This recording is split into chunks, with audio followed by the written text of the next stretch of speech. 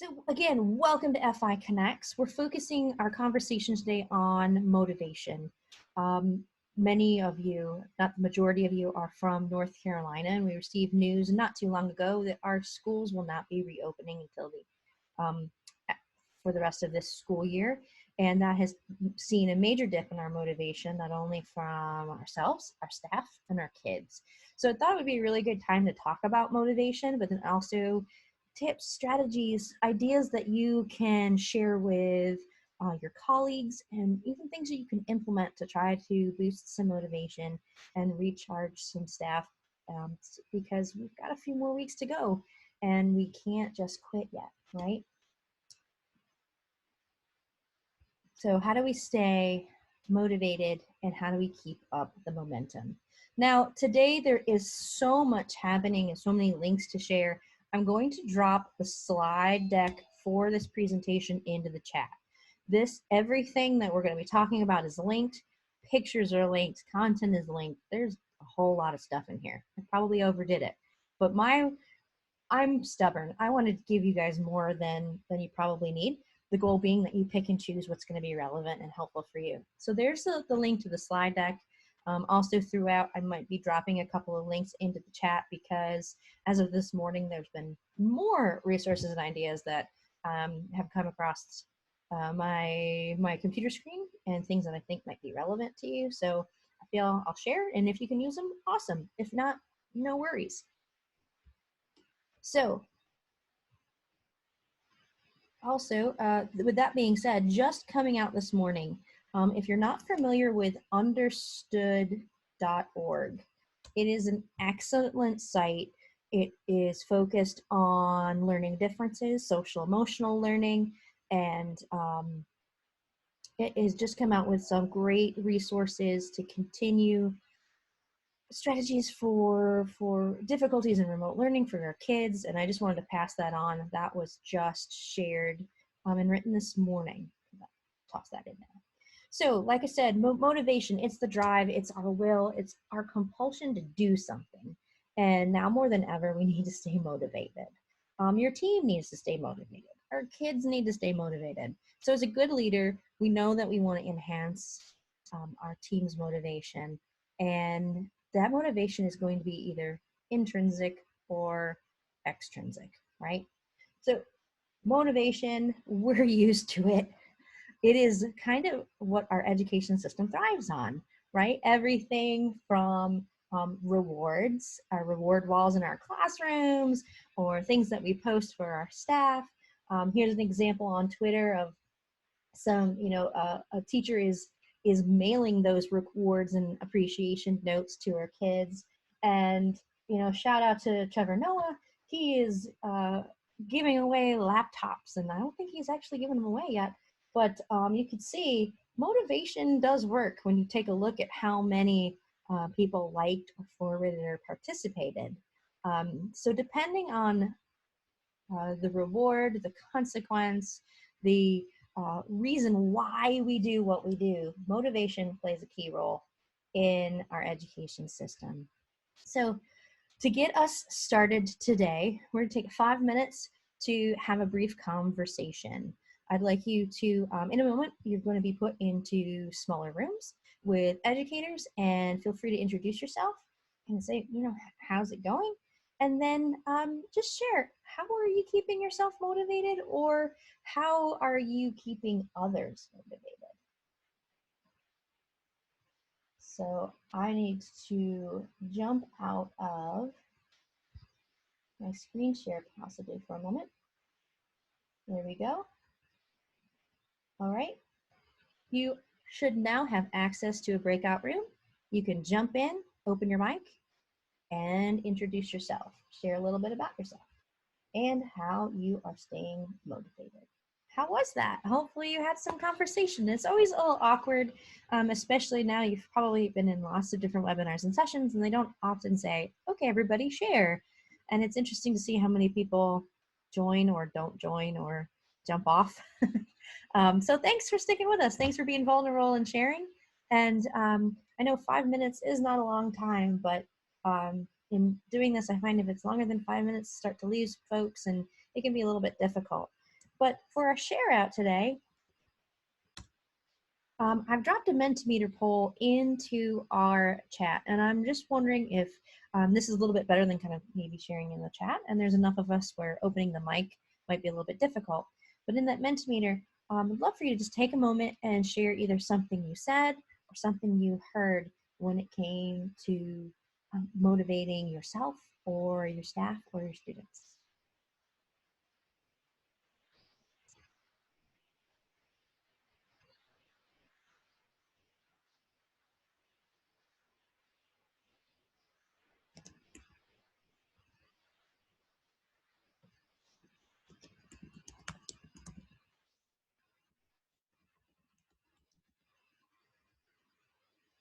Again, there's a Mentimeter link in our chat window.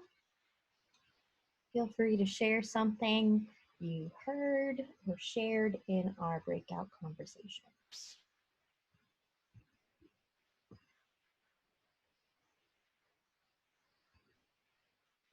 Seeing things pop up in our Mentimeter. I have been using Mentimeter a lot lately. It's a great way to get lots of people to share in a synchronous situation. You'll be seeing me use it a few different ways, I think, today. The ways we're motivating ourselves or our staff. We're having similar experiences. Favorite faculty feud, love it. Playing some games, Bitmojis. Students are motivated by grades. This is no grading policy. That has become a challenge, hasn't it? So how can we continue to motivate when there's not the grade to hold over our students, right? Reading adoptions, working on relationships, supporting families in new ways. Kids are excited to interact. So the reason, again, too, I also put it in this forum is that I can share the results with you. So you can go back and you can see, which is a little bit easier than doing it in the chat, right? You can see, your froze here. Go back and take a look at some of these thoughts and ideas as well. So again, you see I have, I'm going to go ahead and I'm going to close this. My computer is locking up for a moment. I'll jump back to our main screen.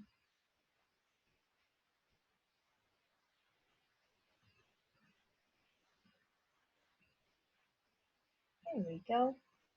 All right, so again, I will drop the PDF slides in our chat again. There, like I said early on, if you've just joined us, there's lots of links and ideas to be shared today.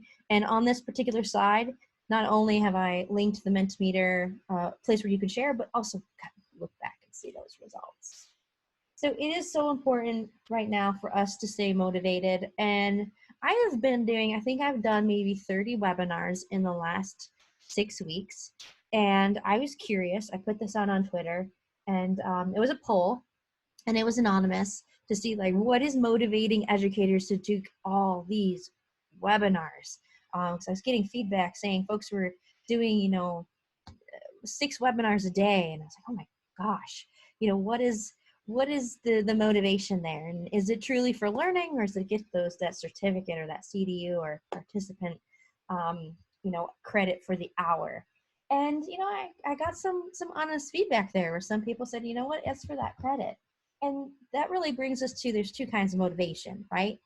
There's extrinsic motivation, and that is where, we do a task in order to receive an award or avoid a consequence. And then there's intrinsic, and that's something we're motivated by the task itself, the pleasure that it creates in doing that task. I saw a lot of people early on when we were asking like, how are you staying motivated and sharing, that they love learning or sharing ideas. So I see in the chat, yeah, but it's not one thing. These are not, one is not better than the other. They're just different, and these combined are what actually make our education system work. So it is a love of learning, and it is some of that, extrinsic reward and motivation too. We use it all the time. So that can look like, you know, for example, in our classroom settings, how many of you, you know, what if you're in the classroom or even as a coach, is there a reward system? You know, in elementary school, that you can't go into a room without seeing a sticker or a star chart, right? We have pizza parties as rewards, and you know, food at our staff meetings, praise and punishment, right? So I'm trying to keep up with your chat. Yeah, there's so much free out there. It's trying to scoop up all of that learning, but again, not being overwhelmed. And that leads us to that intrinsic motivation. That's learner-led inquiry. We're getting sparked, inspired by things we're learning. It's helping us out. Our curiosity is being piqued. We're enjoying that learning process. You like working in groups. You're here probably because you like that this is a little bit different and you get to share with one another, hopefully. And you know, that's really fostering that self-determination. So it goes hand in hand with how we treat students, but how we work with our staff as coaches. And so thinking about that today, this is a combination. And I'm going to share one of the things I do as a coach are these two things. And you can see it's a balance of extrinsic motivation and intrinsic motivation. So there has to be some kind of vision or set goals. And in this crazy time we're in with remote learning, that may be kind of hard to do. But if we can set some clear goals or some expectations when we're working with our staff and our folks, when I'm working one-on-one, that's going to help. They want to reach those goals, right? So it's like a star chart, so to speak. But it also is going to enhance the working conditions, and it helps if, you know, those that I'm working with, my teachers, are setting their own goals, or the students I'm working with, if they're setting their own goals, that's going to lead to more intrinsic motivation. And then ultimately, this is a link. I'm going to share this. I've linked it on the slides, but I'm share this in the chat. This is a link to an activity that I do called Shared Values. And it's a great thing that you can do with staff. And it just asks them to hone in on what is most valuable to them. And then you foster a conversation where they can share what their values are personally, but then you can also take this to a school or district level. So if you can recognize and set goals based on these values, there's a much stronger intrinsic motivation. I have done this with students. Now, granted, if I'm working with middle school kids, their values may shift day to day, right? But their core values are probably going to be their core values. So this is a great activity that you can kind of share and use to foster some of that. And I have shared before this model. It's the Noster model for complex change. I know many of you have seen it before. It's such a great model, and it comes in such a perfect time right now with everything that we're doing. The Noster model for complex change, it's this framework for thinking about change management. Anytime that there is a change, we have to have certain elements in place to equal success. So you can see the equation at the top, right? And if I have all the pieces I need, I'll be successful. But oftentimes, and more often than not, when we have a missing piece, it's going to equal out to be something very different. And the reason why I like this model is that sometimes they equal out to an emotion, which you don't often see in research models, right? So if I'm missing a piece of the puzzle, hopefully it's something now that I can identify and actionably approach. And considering that, you know, incentives are a big piece of the puzzle, it may be hard to identify incentives right now in our remote learning situations for the staff that we're supporting, and for our teachers to identify these for the kids that they're working with. So to get us rolling and adding a little bit more interactivity for you all, I have a little quiz for you, and I mashed these questions up with some motivational quizzes that I found online. So I would like you to go ahead and grab a pencil, something to write with, something to write on, because as I am sharing some statements with you on the screen here, I'm going to ask you to rank these statements. And there is no judgment on the ranking at all. It just depends on what motivates you and how you feel. So you're going to give yourself a 1 if the statement is something that you are just not motivated by at all. 2, you're rarely motivated by it. 3, sometimes. 4, often. And 5, being very often. Okay, get it? So you're going to write your numbers down, and then at the end I'm going to ask you to total those numbers up. Okay? So again, I'm using Mentimeter. It's just really great for this kind of forum. So my first statement is, I'm confident in my ability to achieve the goals I set for myself. So you're going to rank yourself based on how motivated are you when you think about that statement. 1, 2, 3, 4, or 5.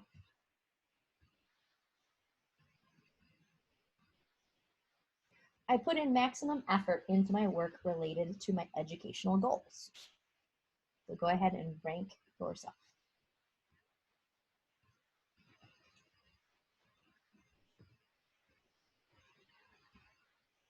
I think positively about goal setting exercises.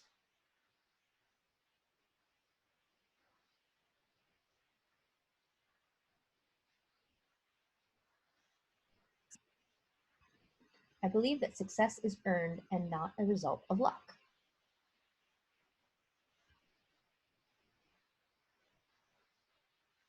Let me know if I'm going too fast.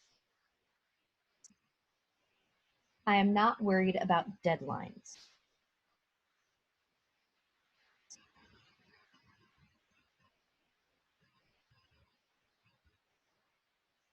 I am not deterred by setbacks. So if you agree, 4 or 5, 3 sometimes, 1, 2, rarely or not at all. I view myself as a creative person.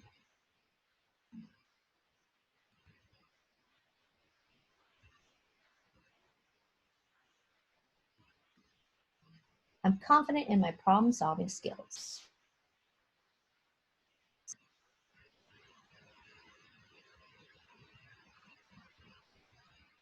I place myself in motivational and supportive environments.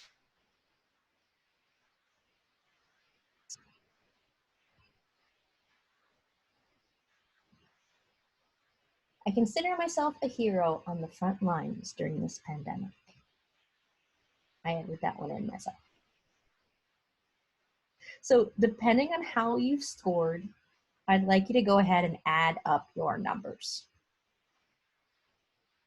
Again, I just took these questions from a multitude of different motivational quizzes, and it's just a simple gauge. I'm not a motivational expert by any means, but this is just something and also a model that you could maybe use with your staff or with students. So once you have your scores added up, let's take a look at what they could mean. So if it's pretty low, you're probably allowing some personal doubts and fears that keep you from succeeding. That motivation is kind of low right now. We want to break this harmful pattern and start believing in ourselves again, right? So this is a great opportunity to make an appointment with you, the instructional coach, right? Or an accountability partner or a mentor or someone that's going to be able to support you and boost you back up. If it's in the middle, 17 to 34, for example, hey, we're doing okay on our self-motivation. We're achieving what we want. We're trying to increase those motivational factors. And you may want to pick 1 or 2 statements that perhaps you felt like you scored lower than you wanted to, and maybe that's a focus for you to enhance your motivation. And then lastly, 35 and above, you're making a conscious effort to stay motivated. You have spent significant time and effort on setting goals and acting to achieve those goals. And we want you to know that you should treasure this because not everybody is as motivated as you right now. So perhaps you can be a support person, or maybe this is also a lens that you realize that not everybody is as motivated, and that we can meet them where they are. So that was my little mini quiz to kind of engage us and get us thinking about where our motivations are. And again, our motivations change, they grow, and considering all of those elements, we know that we are in a unique situation. Nobody planned for this. Nobody was prepared for this. We jumped in and we did it anyway, right? And I know that with all the learning that you've experienced, you've seen this chart, you've seen this wheel, right? Castle Social Emotional Learning. And as instructional coaches, we know that we need to go beyond analyzing the data and the lesson plan feedback. And, we know that it is a balance. So with that, and combining motivation and social emotional learning, because we're in crisis mode, I've gone ahead and I've got some additional resources to share with you before you go that is aligned to this wheel. Well, really briefly, if you're not familiar with SEL, social emotional learning, Castle framework is probably got the corner market right now when it comes to education and social emotional learning. The Friday Institute has been working a lot with them lately.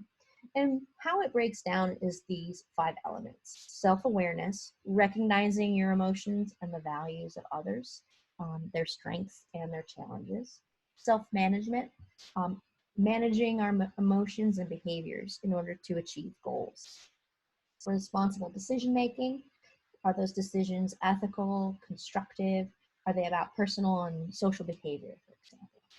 Social awareness is that understanding others and showing empathy to others. And relationship skills is forming positive relationships, working in teams, and dealing effectively with conflict. Now, as a coach, you guys live in this space all the time, right? You are aware of these. You're aware of how they can affect adults, of how they can affect children. But right now, and I'm curious if anyone has asked you, how are you doing? Like, really? I've gotten a lot of feedback from teachers that while they've been thinking about their students, that no one has really been thinking about them, or they haven't been thinking about themselves. So I just want to take a beat to ask you that. And yes, the quiz is linked to the PDF slides so that you will have access to it. And I'll drop it in the chat as well. So with all of that, I want to do a pulse check, and feel free to add in the chat or open up your mic. During that quiz, and I've linked the Mentimeter quiz there. I could also write those out and send them to you if you want. I've linked go back for a second. Based on that quiz, the motivational quiz is linked right here on the slides, as well as the examples that I pulled from. You have that if you want to use it. I'm curious, thoughts, takeaways, feel free to put in the chat or open your mic. What came up for you during the activity or when you're thinking about SEL? Jacqueline, this is Brian. Can you guys hear me okay? Hey. Hey. We were actually just on a office hours Zoom, and my instructional coach, Amanda Pembroke, who joined us today, we ended it to come over to yours, but we had a teacher just jump on to check to see how we were doing. We were like, hey, can we help you? He's like, I just wanted to get on and see how you guys were doing. And we've really pushed really hard at our school to try to do the SEL stuff. We're doing a great job, I feel like, with our students, and we're trying to also do that with our teachers. And if there's someone we haven't heard from in a while or seen them, we're reaching out individually just to see how they are and make sure they're fine. And we may not even be talking school, just to see how personal life is going. So I think it's important that we model this with our staff, and also with ourselves. We were really touched that the teacher jumped on to check on us too. So we're like, that's awesome. It's empowering just to ask that question, right? And just or pausing to think, like, am I actually taking care of myself? I have to admit, like, I'm going to give you guys advice that I'm not taking right now, and I need to check in with myself and make sure I'm taking care of myself. I see in the chat, Lauren, seen it. I think we've been using the term SEL a lot, but we haven't spent time really defining it with teachers. Definitely time to revisit that core competencies together. Definitely, it would be a great opportunity to just pick one of those and set a goal around it so that they can unpack it for themselves and for their kids. And Oh, thank you. I'm doing pretty good. I'm tired but good, right? Anybody else want to share or have a comment or feedback? I always get back in our feedback from these sessions that you want more time to share, so trying to honor that. Hey, Jacqueline. Hello. I think these Friday Connects, and there's just been a lot of like online sharing lately within our network of people. And I just feel like we don't get enough of that during the regular school year. And a lot of us in this room are one person in one school with one job and the only person in the school with that job. So I find that this stuff right here has been very, very helpful and refreshing, even during a pandemic. I hate that we had to get a pandemic to get it, but I feel like this has been very nourishing. And you bring up a good point. You may be the only coach for your school or your district, or you may not have someone to connect to, or someone to bounce ideas off of necessarily. So thinking about those partners, or connecting with somebody here, even virtually. My email address, send me a line. Having that connection is so important, and thank you. That's why my team and I, we felt like this, creating something like FI Connects would just be helpful, because it is just so important. We got time for one more person if they'd like to share.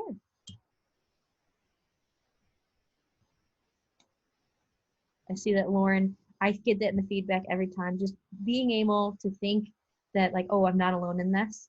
There are other people kind of going through the same thing. It's just helpful to go, okay, we're all having these same fears, or these same questions, or these same I wonders, trying different strategies.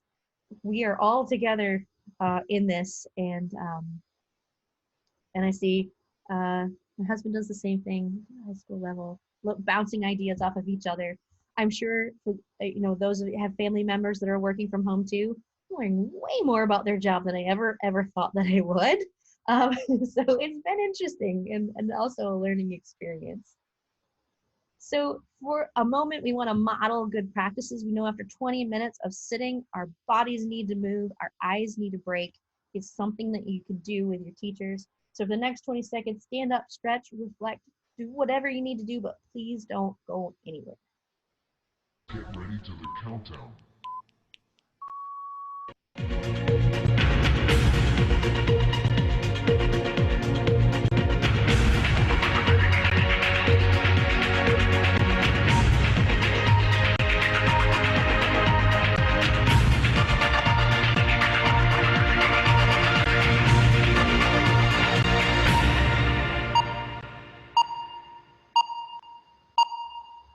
Okay, I know 20 seconds isn't a long time, but when we have just an hour and a whole bunch of stuff,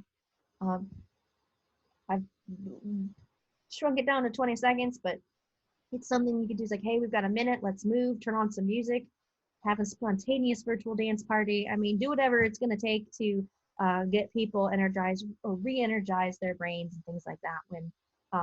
When you're sedentary, when you're sitting, and we know our eyes need to look at something else that's not a screen, right? So even just 20 seconds is going to make a big impact.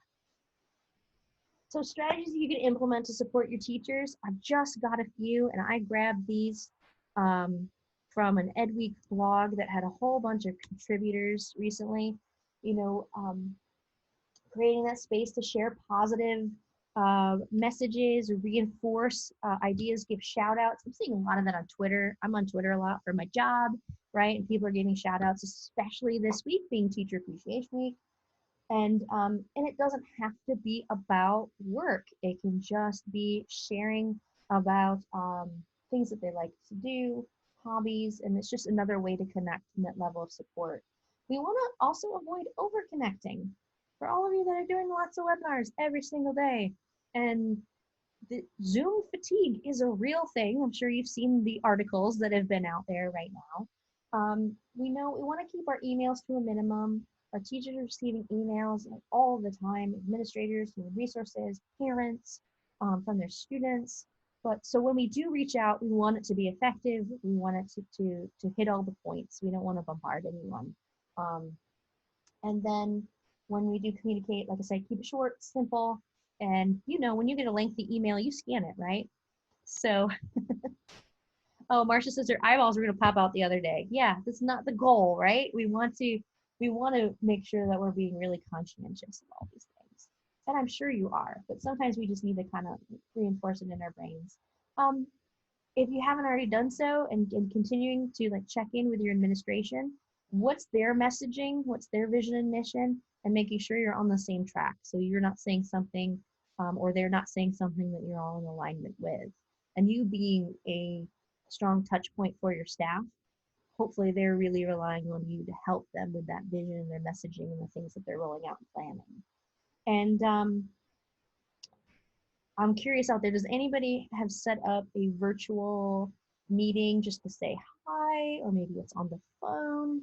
I've early on in some of our conversations, the idea of coffee with a coach came up, and I know I had some coaches go ahead and do that. Does anybody have any of those informal opportunities where staff can reach out and meet with them?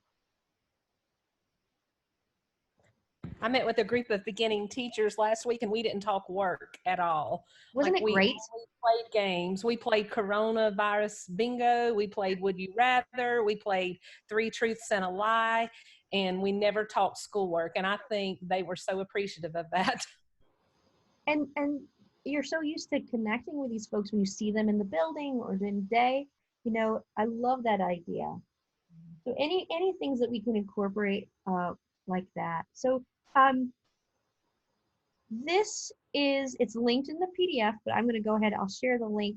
This is a lot of information. This was my brainstorm, random brainstorm, connecting it to SEL. But what could this look like in action when we're talking about motivation?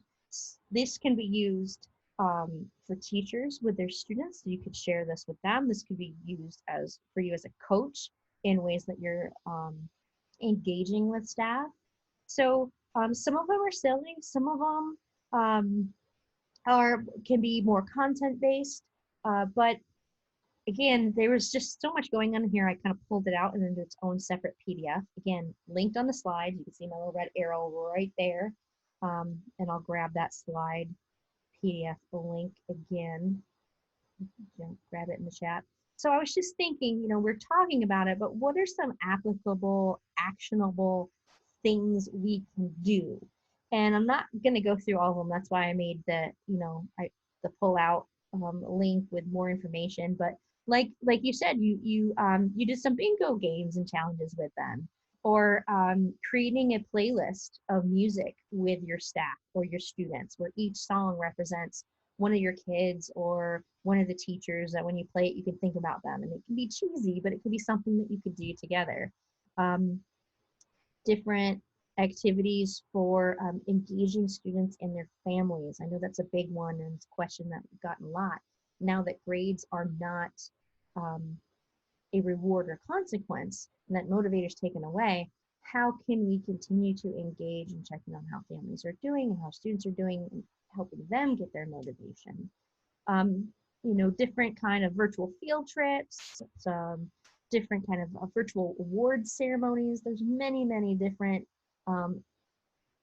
ideas here. And I went online just to see in this last week what I could find that educators were sharing that they were doing. So while a lot of these are teachers kind of sharing ideas, maybe you could pull some of these ideas to support some of your teachers that are needing some fresh sparks, or something that you could tweak and change for sharing PD or engaging your staff. So thinking outside the box when it comes to class lessons. I love the family challenge here in the American Gothic and getting the dad involved. I've also seen here from Camille Webb, she has students that don't have technology. So she is using snail mail, and we can't forget that we can easily send a letter. And she has written a letter from The Childlike Empress. And if you're a child of the 80s, you know what movie that is from.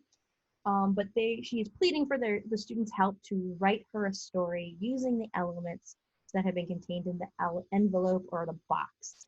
And she literally just cleaned out her kid's toy closet, which she was going to do anyway, and is using those to engage the students at a different level in kind of this game journey storytelling kind of way.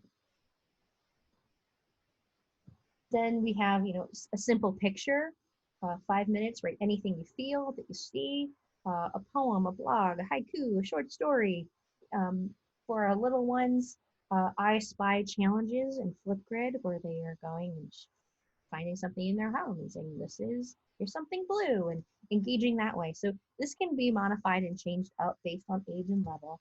And if you're working with groups and your staff members who are used to coaching or working with, for this example, of chorus, these are not, this coronavirus and social distancing isn't stopping them, right? They are having virtual practices together. They're having, world language teachers are having virtual conversations with their kids. So again, this is technology heavy, right? But again, we could pick up the phone or things like that when we want to connect with our students. So these are just real examples of how this isn't necessarily stopping us. We just need to think outside of the box. And in the PDF slides, all of these are linked to the original tweets so that you can go back and you can see the threads and additional information that came up. If you're noticing the timestamp on this, these all came from last week. So right now, it's definitely obvious that motivation is needed. This one I loved. It was physical activity, asking students to go do jumping jacks, to dance. They could do a TikTok. They could, free choice, physical activity, but they needed to capture it wearing their house colors. So they had team colors in the classes. They could upload a video, or they could take a picture and then share it with the teacher so that it would be, their class was going to get points. So there's adding some gamification there. And then I have to shout out to Vance County High School. It's a brand new high school. This is their first senior graduating class. They don't get to have that ceremony and that celebration for their first graduating class where they're doing an ice bucket challenge. So shout out here to the principal of the Vance County High School, Principal Horner. He is in mid splashdown right now. This is from a video, so I had to capture it in this particular moment. But all the leadership's doing it, the teachers are doing it, students are doing it in support of their senior class. So anything to build community and to build that motivation. And then likewise, we have to think of ourselves too. What's keeping us motivated? And I love that this teacher is going to share, the notes that students were leaving her and sharing with her, and notes that teachers are leaving on the sidewalks of students. And then likewise, virtual dance parties, they're happening, all age levels. You can see this is one school for different grade levels. They just changed up the music. They provide the music and the students log in and they provide the moves. So you could do this with staff. You could do this with your kids. These are all just examples of things that people are really out there doing and trying. So again, this isn't easy, right? And we're failing forward. And we want to think about, when we think back to something that we love to do, that maybe wasn't that easy to start at first. I'm curious, you share in the chat with something that you do, but you are motivated to keep trying and until you are successful. I've tried juggling. I'm terrible at it. So I juggle something called poi, if anyone knows what that is. And yes, I have juggled poi on fire. Also very terrible at that. But there's all these things that I want to try and do, and I'll probably be terrible at riding a unicycle, but I want that chance, and I'm going to fail forward, right? I have some weird hobbies, just so y'all know. So I love this, like the Hawaiian dish. Yeah, it's very similar, Lauren. It's actually spelled exactly the same, but it is like weighted, I don't know. I'll have to, I'll do a video and put it on Twitter or something. It's hard to explain. But how many of you sew or cook, or all of these things that I have a 20-year-old stepson, and he's responsible for cooking one meal right now in our quarantine. He's learning to cook. He's doing a fantastic job. So things aren't necessarily easy, and we want to feel forward, but there's something to these sort of tasks when we want to be successful, when we're trying and trying again. And for you, I'm a child of the 80s, right? How many of you tried this thing, the Rubik's Cube? And how many of you busted it apart? But there's something about gameplay, for example, that's super motivating. So as we're winding up today, just some quick tips that you can also share and implement. So we know gamification, and I get asked this all the time, gamification is not turning learning into a game. It's using the elements of a game to make the task more interesting. So these are the elements of gamification. So any way that you can incorporate challenges, for example, for students or staff. You have written instructions, video, maps to follow. These are scaffolded challenges, right? Where they have different levels that they need to achieve. All along, you're giving them feedback, right? Of how they're doing. Awarding points to things. Even if the points mean absolutely nothing, it can be motivating, right? Badges. You can make your own badges. Canva is great for that. I've linked that in the slides. Making badges, we do that for our teachers and their classroom doors, but we can maybe do that virtually too. Leaderboards, any way that we can foster competition, and of course collaboration. These are all elements of gamification, and I know I'm going through them quickly, but whether it's for learning or entertainment, there's a lot of ways that we can use gamification to increase that motivation. So as was already shared, you got together and you were able to play some games and connect, and it was motivating, it was stimulating, it does foster connection on a deeper and different level. And as our kids are starting to lose their focus, and we think about all the things that we traditionally do this time of year, field days, outside pep rallies and celebrations, award ceremonies, concerts, all of those things where we're coming together, it's during this time of year for a reason, because we need that boost of motivation. So thinking of ways that we can foster those or create opportunities for those can be helpful. And I also have, a few of you already mentioned some of these, but I'm going to go ahead and I'm going to link the PDF again into this, into our chat. All of these are linked to templates, to articles with further ideas about how you could use these simple games that we're familiar with for review, for connection. High school kids love lip sync battles. And one game I had never heard of before was Psych. Psych is a game that asks participants to make up fake answers to real questions, and you get points if people fall for your fake answers, but you also get points and more points if you get the right answer. Does that make sense? So it's a challenge that students can play, especially when they're reviewing content, but there are ways, and I've incorporated all of these into different professional development kind of challenges or things to just make it different, mix it up. So again, there's a PDF of the slides is linked there. All of these images are linked to additional resources. And if your participants don't have physical dice or stopwatches, or even just a word or category generator for these games, I've linked that too. So we're running out of time. I'm super stubborn because I tried to put way more in here than probably was feasible. But what are some questions that you all have, or any comments at this time before we move on?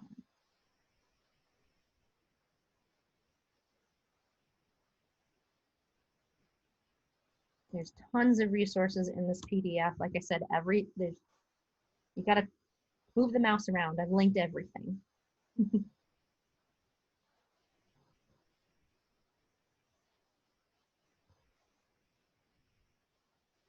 So before we go today, I do want to just say again, make sure you're taking care of yourself.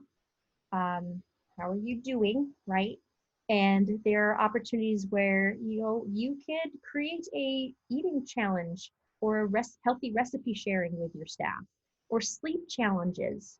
All of these are also linked, all of these buttons. And thinking about how are we connecting socially, our mental health, our social care and health. So all of these things, as I'm running out of time, these are all linked to support and help you. Different sleep apps, different information, all these pictures are linked as well to additional information that you can pass along. And noting that this is Teacher Appreciation Week, you could check out the hashtag Teacher Appreciation Week. There's so many ideas being shared and shout outs. And also tonight, 8:20 p.m., NC Public Schools has put out this call. Light a candle in the window at 8:20 p.m. for 20 minutes to show some caring and some love for those educators out there. You could take a picture of it, you could share it. So I just wanted to pass that along. So likewise, again, real quick, I talked about social emotional learning. If you're looking for a free course with CEUs, the Friday Institute has extended and completely open its social emotional learning for educators course. There's the link where you could find information for that. It's also in the PDF. And we have, as of yesterday, 8,000 people participating, which is the biggest number we've ever had. And we're getting great feedback from it. You can work at your own pace. It is free. It is open. It is asynchronous, so you don't have to log in at a specific time. So you could, if you're interested in that, feel free. So for upcoming FI Connects is changing. I've been trying to do these every week, but we're finding to continue to give you really some quality. We need to kind of take a break and rest too. So you'll see this is our upcoming agenda. This is also on the goncsu.edu FI Connects website. So when you decide to join us again, you can see the schedule of all the things happening there. So the schedule is changing up a bit. Please mark your calendars if you regularly join us, and feel free to share this with folks as well. So thank you again. We've got just a moment to spare. It's a lot to pack into an hour, but I'm going to hang out. If you've got additional questions, you need resources, please let me know. I really appreciate you guys coming every week, and we'll have another session next week, and then we'll have another one in June. So after a little bit of a break, give you a chance to digest all of this info and stuff.